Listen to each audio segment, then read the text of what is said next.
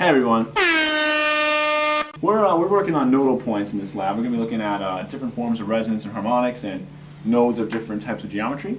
We're going to look at a one-dimensional line, as you can see. Put the camera that way. One-dimensional line is going to be represented by string. We have two-dimensional, that's a plate right there. And then we're also going to look at how different types of geometry like symmetry can affect it. We have a wire loop here. We're going to be using mechanical wave drivers, one on here and one on here. And we also have this force sensor to get the tension of the string. So we're going to drive these two, look at experimentally what frequencies we're getting in different node shapes, and then also use theory or simulation to calculate them and compare them. And the other thing is we're going to take a look at the length. You okay, Manny?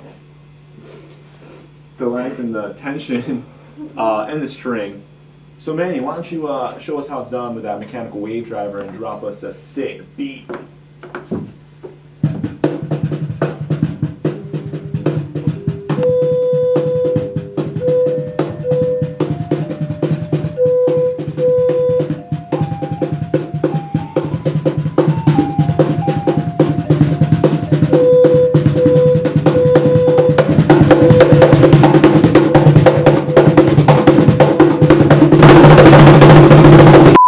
With a one-dimensional shape, you're going to get, what you're going to see here is nodal points where there is no displacement from the vibration, and then antinodes are places where there is an amplitude. And so if you should be theoretically able to touch a nodal point and not affect the vibration at all.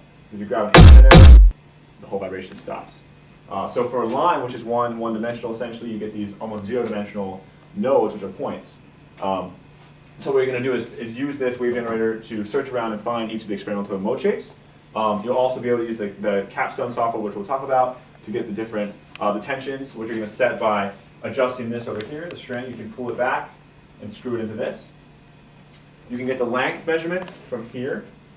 And we'll talk about how you're going to get the linear density, which is important for predicting what the experimental mode shape should be at different frequencies. Once you finish with the string, you're going to come over here. You're going to put some salt, tune your disc, and try to find the different resonance modes of this. You see this? Pretty cool, huh? So it's going to get loud. You want to look for the loudest point on this, actually, because that's where it's finding the resonance. It's going to have a harmonic, and that's going to etch these linear one-dimensional nodes. So the shape is two-dimensional, so it has one-dimensional nodes where the amplitude is 0, and the salt is going to try to go away from the places of high amplitude. So you're going to find that and compare that to the simulation. The last thing you look at is throw the wire loop on there and analyze and observe what you see happening at different mode shapes. It's going to be missing some modes, so just write down what you observe and find about that.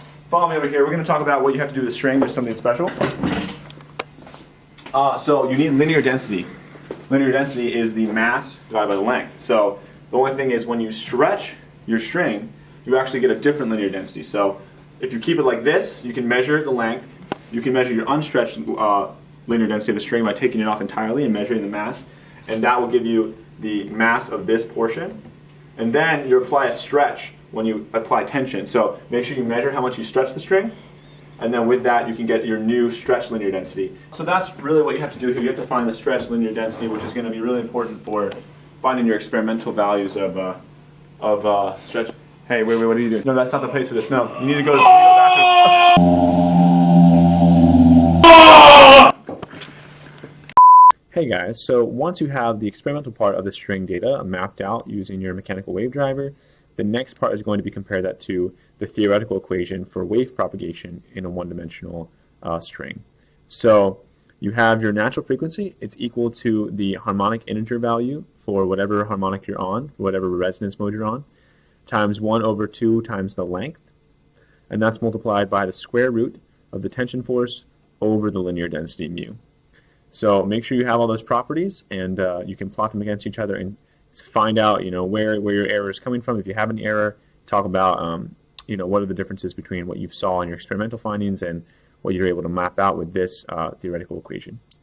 Once you have your experimental data for the plate, you're going to go into SolidWorks and take the model that we provided to do some simulations of the vibration that you've done experimentally.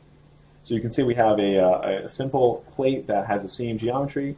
It's got a hole here which is going to be fixed.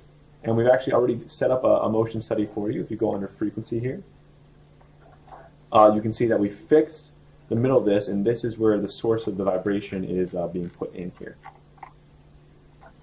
So what you're going to do is you're going to come over here, right click, and hit run.